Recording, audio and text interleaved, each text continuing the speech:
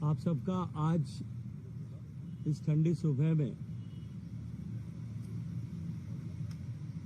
हो रही इस बातचीत में आप सबका स्वागत करता हूं, आप सबका अभिनंदन करता हूं। तो किसी भी देश के लिए उस देश की पहचान पूरे विश्व भर में बने और उसका सामर्थ्य पूरे विश्व भर में पहचाना जाए, उसका सम्मान पूरे विश्व भर में बढ़े, उसके लिए केवल वो आर्थिक दृष्टि से शक्तिशाली बने इतना पर्याप्त नहीं है, और न ही केवल उसकी सामरिक शक्ति और सामर्थ्य पूरा विश्व पहचाने ये ही उसके लिए पर्याप्त है। अपितु इन दोनों के साथ साथ में किसी देश की सांस्कृतिक विरासत और सांस्कृतिक क्षमता को भी जब पूरे विश्व स्वीकार करे, तब जाकर के एक आदर का भाव पूरे विश्व भर में किसी देश के लिए, किसी संस्था के लिए, किसी व्यक्ति के लिए बनता है। हम सब जानते हैं कि हमारा देश भारत पूरे विश्व भर में ज्ञान और विज्ञान के केंद्र के रूप में पहचाना जाता था, लेकिन एक लंबे गुलामी के कालखंड में हमारी मानसिकता में जिस तरह से बदलाव हुआ, उसके चलते हुए और जब हमने स्वयं अपनी छाती पर, अपनी विरासत पर, अपनी क्षमताओं पर, अपनी सांस्कृतिक क्षमताओं पर गर्व करना समाप्त किया, उसके बाद भारत की प्रासंगिकता विश्व पटल पर कम से कमतर होती गई। लेकिन माननीय प्रधानमंत्री नरेंद्र मोदी जी के पिछले एक दशक के कालखंड में जिस तरह से सांस्कृतिक पुरुष होकर के उन्होंने काम किया है, भारतीय संस्कृति एक नए पुनर्जागरण के दौर में पहुंची है। The way the culture has been rejuvenated in India have entered into a new era of cultural heritage in the world. गुलामी के दौर में सुनियोजित रूप से चलाए गए कुचक्रों के चलते हुए देश के लोग मानसिक रूप से गुलाम हो गए थे, और जो कुछ पश्चिम से आता है वही श्रेष्ठ है, ऐसी मानसिकता सामान्य भारतीय मानवी की होने के चलते हुए भारत के लोगों ने ही अपनी सांस्कृतिक विरासत पर गर्व करना छोड़ दिया था। लेकिन 16 मई 2014 का दिन को लेकर के लंदन में ट्रिब्यून ने जिस तरह की टिप्पणी की थी कि आज की ये जो 16 मई का दिन जो है, ये भारत के इतिहास में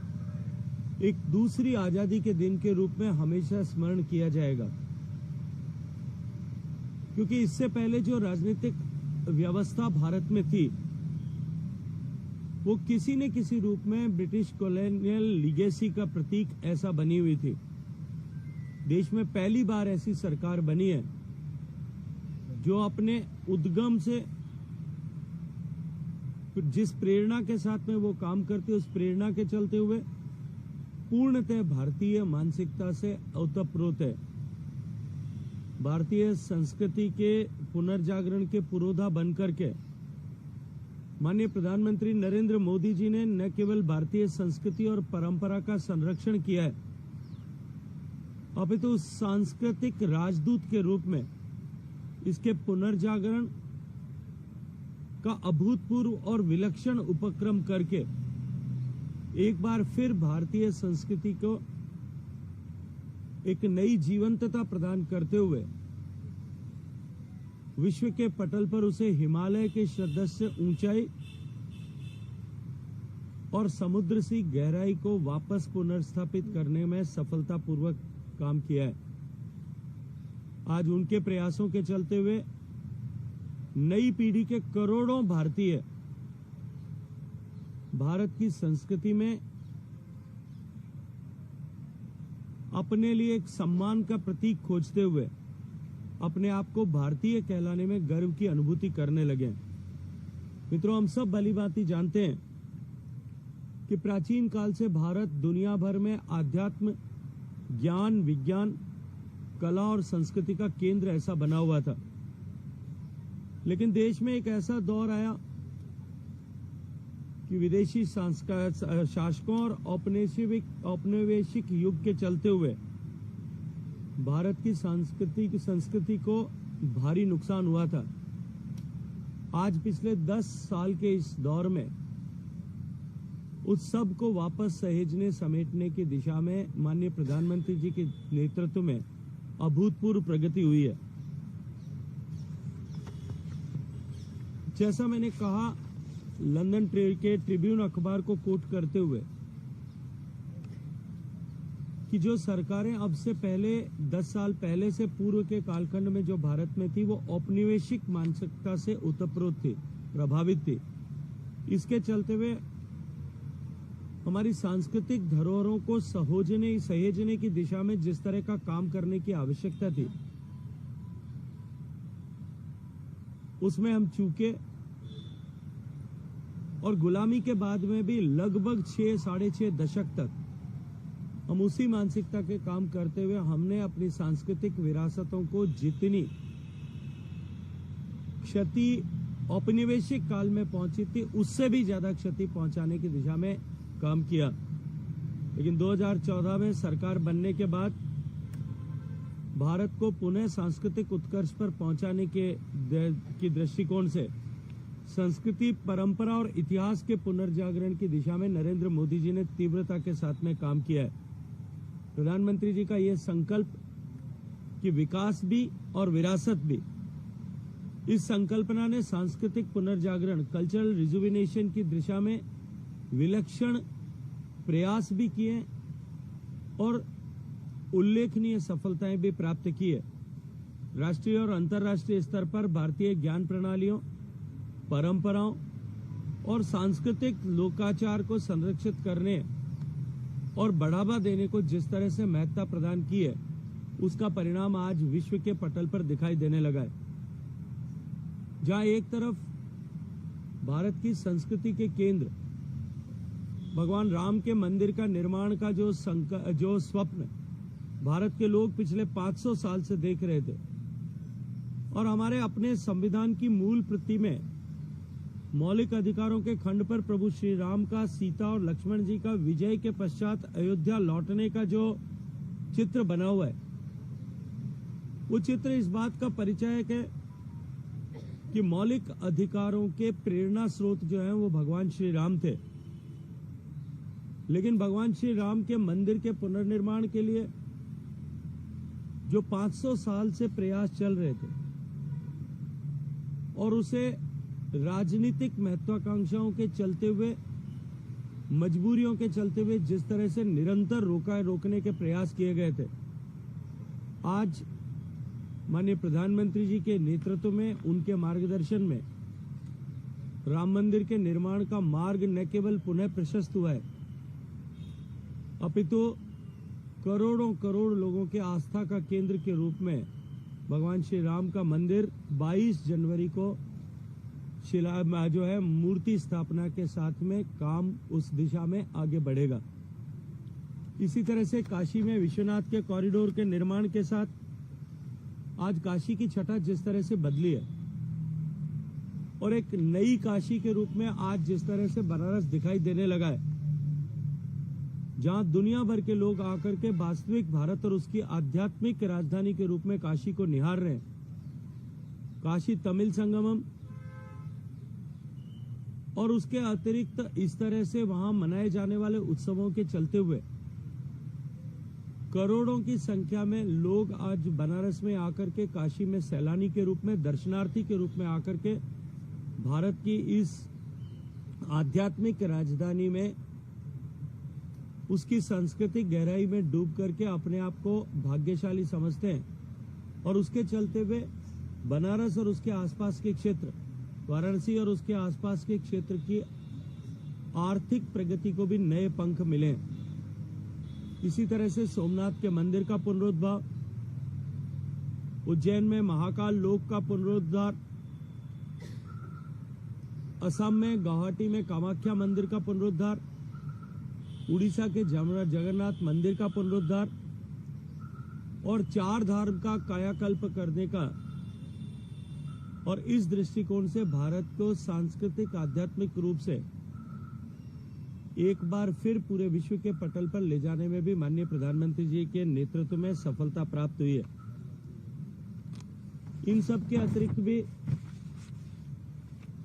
गुजरात के महसाणा में चालुक्य काल में बनाए गए सूर्य मंदिर का, मोढेरा के सूर्य मंदिर का पुनरुद्धार हुआ है। पुणे के देहू में तुकाराम महाराज के मंदिर, गुजरात के पावागढ़ में कालिका माता मंदिर, अंबा मंदिर, ऐसे अनेक सांस्कृतिक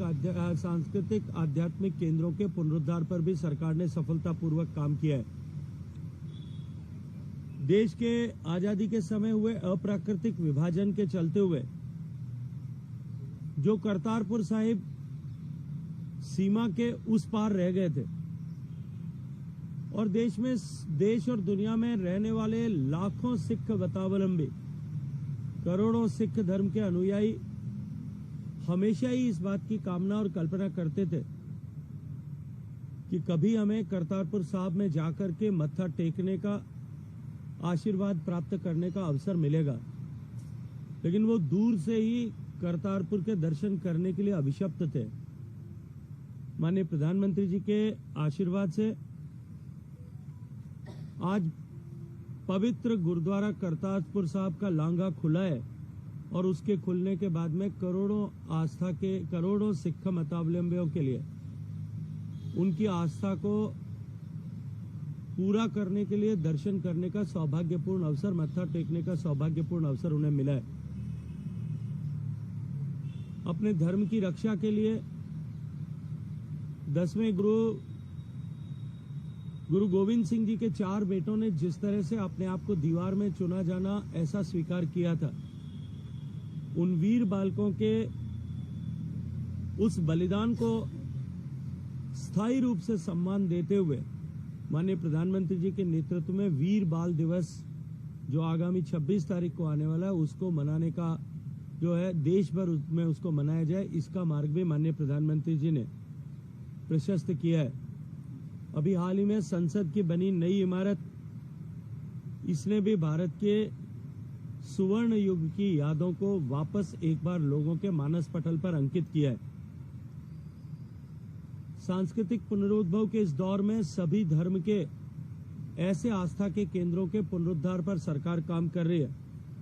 हिमालयी संस्कृति और बौद्ध संस्कृति की विरासत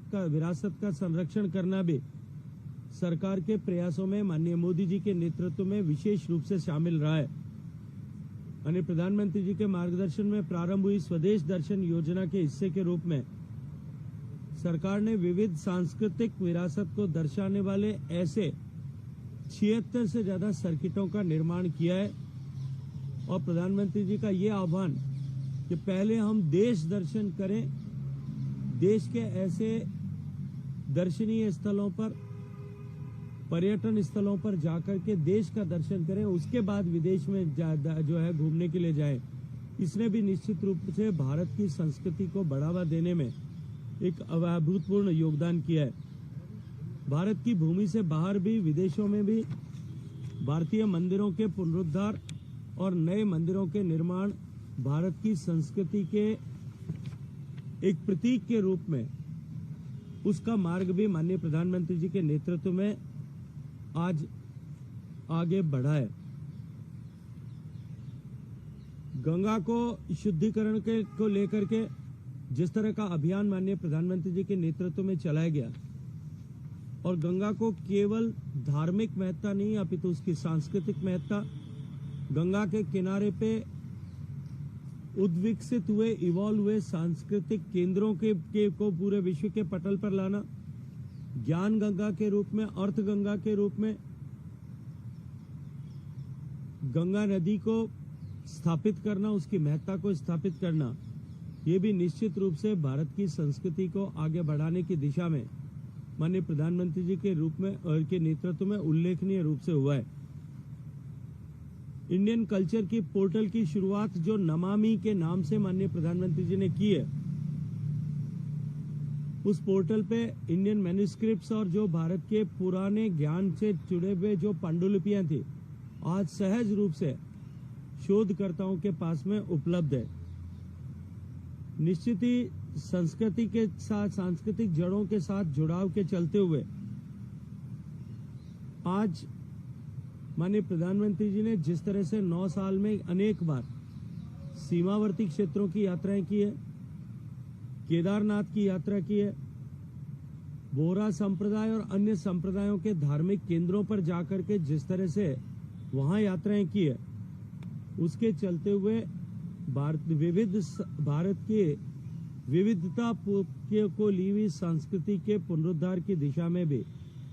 उल्लेखनीय प्रगति हुई है। भारत से निकले ज्ञान और विज्ञान, भारत की विधाओं का सम्मान जिस तरह से आज विश्व के पटल पर पुनर्स्थापित हुआ है, भारत की धरती से उपजा हुआ योग आज माननीय प्रधानमंत्री जी के प्रेरणा और प्रयास से जिस तरह से एक वैश्विक कार्यक्रम के रूप में तो पहचान बनाई है, लेकिन लोगों के जीवन के एक अभिन्न अंग के रूप में योग ने प्रवेश किया है। इसी तरह से भारत की संस्कृत, भारत की जैविक कृषि, भारत के आयुर्वेद के ज्ञान और विज्ञान, भारत के देशी गौवंश की महत्ता, भारत का मोटा अनाज जिसे हम कहते थे, जिसे माननीय प्रधानमंत्री जी ने आज श्री अन्न का नाम ऐसा दिया है, इन सब की पहचान और सम्मान भी आज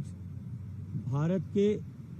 सांस्कृतिक वैविध्य और सांस्कृतिक शक्ति की पहचान के रूप में पूरे विश्व भर में स्पष्ट होने लगी है। माननीय प्रधानमंत्री जी के प्रयास से भारत से चुरा करके या लूट करके ले जाई हुई ऐसी ऐतिहासिक संपदाओं को भी, ऐसी धरोहरों को भी वापस भारत में लौटाने का क्रम तेजी के साथ में चल रहा है। 2014 से लेकर के अब तक 344 से ज्यादा ऐसी ऐतिहासिक धरोहरें वापस भारत में लाई गई है। आजादी के इस अमृत काल में भी जिस तरह से माननीय प्रधानमंत्री जी ने देश के आजादी के संघर्ष में, आजादी के लिए हुए संघर्ष में ऐसे जो अनाम योद्धा थे जिन्होंने देश को आजाद करने के लिए अपना सर्वस्व समर्पण किया, लेकिन कहीं वो इतिहास के पन्नों में पिछले 60 साल से में या तो भुला दिए गए थे या सुनियोजित रूप से भुला दिए गए थे। ऐसे सारे लोगों को भी आजादी के अमृत काल में वापस पहचान करके उन सब का सम्मान पुनः स्थापित करने का स्थानीय स्तर पर लोगों को उनसे प्रेरित होने का, प्रेरणा लेने का सौभाग्यपूर्ण अवसर तो प्रदान किया ही है, लेकिन साथ साथ में स्वतंत्रता संग्राम से जुड़ी सारी विरासतों को भी वापस पुनरुद्धार करने की दिशा में एक उल्लेखनीय काम प्रारंभ हुआ है। माननीय प्रधानमंत्री जी के नेतृत्व में ही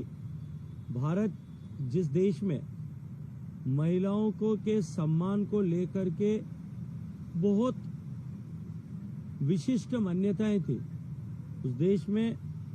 महिलाओं के सम्मान को बढ़ाने की दिशा में अनेक योजनाओं को, उनकी क्षमता के संवर्धन के दृष्टिकोण से अनेक योजनाओं का निर्माण करके सफलतापूर्वक धरातल पर उनको उतारकर मातृशक्ति के वंदन की दिशा में भी अभूतपूर्व काम किया है। मित्रों, हमारे ऋषियों ने उपनिषदों में तमसो मां ज्योतिर्गमय की अवधारणा की परिकल्पना की थी। हम अंधकार से प्रकाश की ओर चलें, परेशानियों से अमृत की ओर बढ़ें, और अमृत और अमरत्व का रास्ता बिना ज्ञान के प्रकाशित नहीं होता। इसलिए अमृत काल का ये अवसर हम सब लोगों के लिए नए ज्ञान, नई शोध और इनोवेशन का तो समय तो है ही, और उसको महत्ता प्रदान करने के साथ साथ में हमारे प्राचीन ज्ञान और संस्कृति को भी पोषित और पुनः स्थापित करने का ये समय हम सब लोगों के बीच सामने है। भारत के विदेश में रहने वाले प्रवासियों को जिस तरह से माननीय प्रधानमंत्री जी ने कल्चरल एम्बेसडर बनने की प्रेरणा प्रदान की और भारत की संस्कृति को, भारत की विविधता वाली संस्कृति को हम किस तरह से पूरे विश्व के पटल पर ले जा सकते हैं और उस भारत की उस संस्कृति से आकृष्ट होकर के अधिकतम लोग भारत के साथ में जुड़े, ये आह्वान जब से किया है, निश्चित ही भारत के प्रवासियों के मन में भी, जो भारत से बाहर अपने अर्थोपार्जन के दृष्टिकोण से गए, उनके मन में भी निश्चित रूप से एक भारत के प्रति एक नए सम्मान के भाव का सृजन तो हुआ ही है, लेकिन साथ साथ में वो गर्व के साथ भारत के विषयों को, भारत की संस्कृति से जुड़े हुए विषयों को भी दुनिया के पटल पर रखना उन्होंने प्रारंभ किया है। माननीय प्रधानमंत्री जी के प्रयासों के चलते हुए आज यूनेस्को ने जिस तरह से 2014 से 18 के बीच में और 2014 से इस 23 के बीच में जिस तरह से भारत की अनेक सांस्कृतिक धरोहरों को, भारत के ऐसे अनेक स्थलों को, भारत के ऐसे अनेक आयोजनों को अमूर्त सांस्कृतिक विरासत के रूप में पूरे विश्व भर में जो आईजीसी के द्वारा मान्यता प्रदान की है, ये भी निश्चित ही भारत के सांस्कृतिक पुनरुद्धार के दिशा में एक बहुत महत्वपूर्ण कदम है। इसी क्रम में माननीय प्रधानमंत्री जी के नेतृत्व में जिस तरह से, जो मैंने कहा कि एक तरफ काशी विश्वनाथ का कॉरिडोर खुला, राम मंदिर के निर्माण का मार्ग प्रशस्त हुआ,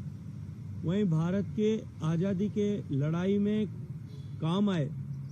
या भारत की एकता और अखंडता को सुनिश्चित करने के लिए बलिदान करने वाले ऐसे हमारे सैनिकों के सम्मान के लिए वॉर मेमोरियल, पुलिस मेमोरियल का निर्माण हुआ है। भगवान बिरसा मुंडा को सम्मान प्रदान करते हुए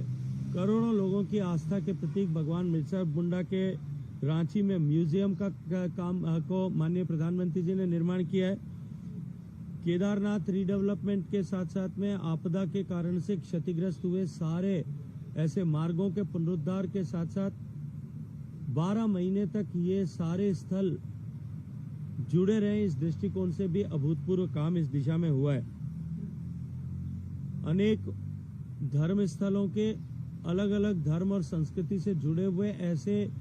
सांस्कृतिक आध्यात्मिक केंद्रों के पुनरुद्धार के साथ साथ में नए सर्किट बना करके टूरिज्म की दिशा में भी प्रमोट करने का काम माननीय प्रधानमंत्री जी ने किया है। कुल मिलाकर के मैं ये कह सकता हूँ कि इस 10 साल के कालखंड में जहाँ भारत में एक नई सांस्कृतिक आध्यात्मिक चेतना का उदय हुआ है, उसके साथ साथ में करोड़ों भारतीय युवाओं ने भारत का और भारत की संस्कृति, भारत के अध्यात्म, भारत के प्राचीन ज्ञान और विज्ञान को सम्मान के साथ में देखना प्रारंभ किया है। और जब कोई समाज, कोई राष्ट्र के नागरिक ऐसे ट्रांसफॉर्मेशन के काल में जब बदलाव के दौर से वो गुजर रहा हो, तब अपनी सांस्कृतिक और आध्यात्मिक विरासत के प्रति सम्मान रखना प्रारंभ करें, तो निश्चित रूप से उस राष्ट्र की प्रगति को तो पंख लगते ही हैं, लेकिन साथ साथ में पूरे विश्व भर में उसकी पहचान जो है वो पुनर्स्थापित होती है। और मैं विश्वास के साथ में कह सकता हूं कि जिस तरह से माननीय प्रधानमंत्री जी के नेतृत्व में जहां एक और भारत विकास के नए आयाम तय करते हुए विकसित होने की दिशा में आगे बढ़ रहा है, भारत आर्थिक दृष्टि से प्रगति करते हुए विश्व की एक आर्थिक महाशक्ति बनने की दिशा में आगे बढ़ रहा है। 10वें से 5वें पायदान पर और 5वें से 3रे पायदान पर जाने की दिशा में ठोस कदमों के साथ आगे चल रहा है। भारत एक नई सामरिक ताकत के रूप में पूरे विश्व के पटल पर उभर रहा है। अपने सामरिक साजो सामान को इंडिजिनाइज करने के साथ साथ में भारत जिस तरह से एक नए सामरिक शक्ति के केंद्र के रूप में उभर रहा है, आर्थिक सामरिक शक्ति के साथ साथ में सांस्कृतिक विरासत को सहेजते हुए भारत ज्ञान, विज्ञान और संस्कृति के केंद्र के रूप में भी पूरी दुनिया में जब अपनी खोई भी पहचान को पुनर्स्थापित कर रहा है, तो मैं यह विश्वास के साथ में कह सकता हूं कि जो भारत की खोई भी विरासत के चलते हुए जो भारत का सम्मान पूरे विश्व भर में एक गुरु स्थान पर था, उसको वापस स्थापित करने की दिशा में माननीय प्रधानमंत्री जी के इस 10 साल के किए गए प्रयास निश्चित रूप से एक मील के पत्थर के रूप में पहचाने जाएंगे। और आने वाले समय में जब भारत विकसित होगा, जो अब अवश्यंभावी है, तब निश्चित ही इस 10 साल में किए गए प्रयासों के चलते हुए भारत का सम्मान पूरे विश्व के लोगों के निगाह में निश्चित रूप से कई कई गुना उसमें अभिवृद्धि होगी। आप सबका बहुत सारा धन्यवाद।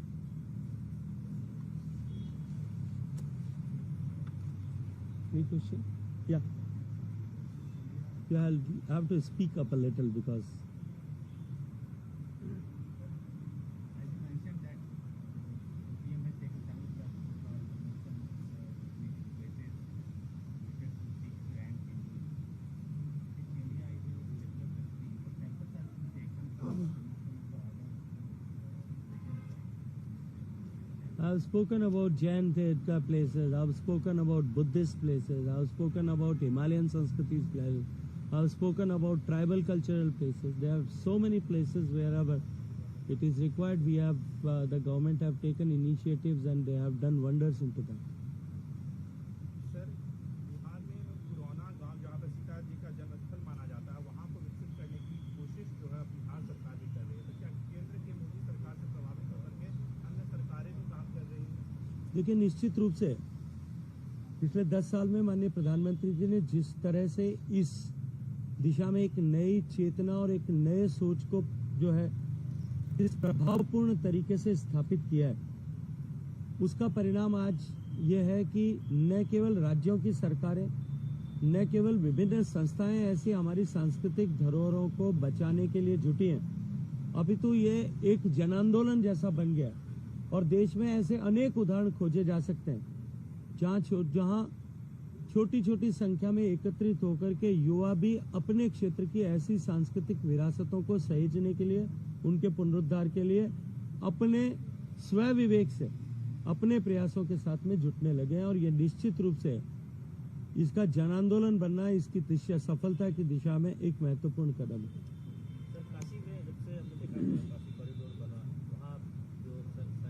पर्यटन की संख्या बहुत बढ़ गई है, तो क्या कोई इस तरह का आंकड़ा है जो पुनरुद्धार किया गया है अलग अलग जगहों पर? कितने विदेशी सैलानी बढ़े हैं? आपने तो देखा है काशी में तो बहुत बढ़े हैं। देखिए, पूरे देश भर में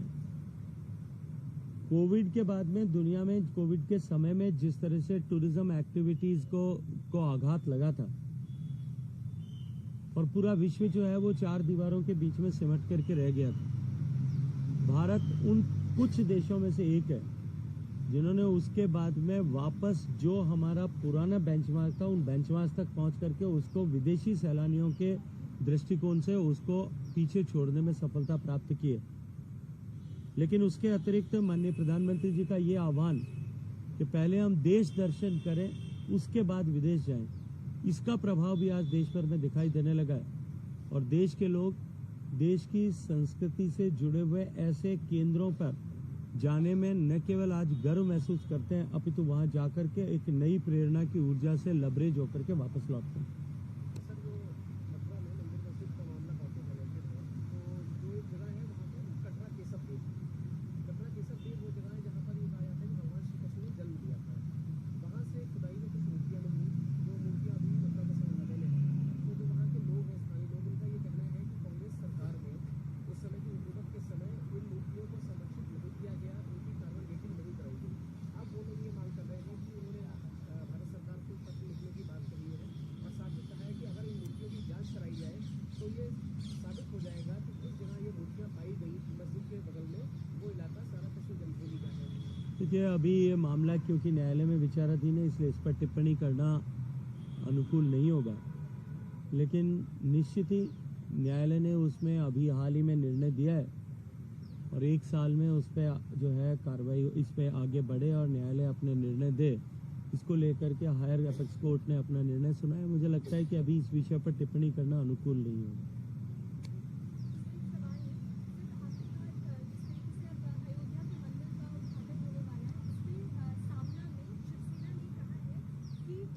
भगवान श्री राम के मंदिर का उद्घाटन करने के लिए तो प्रधानमंत्री मोदी जा रहे हैं, लेकिन लोकतंत्र के मंदिर संसद को उन्होंने शमशान बना दिया है। साथ ही दूसरी चीज इसमें यह है कि जिस तरीके से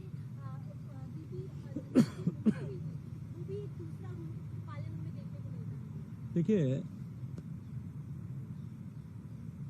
जैन धर्म में एक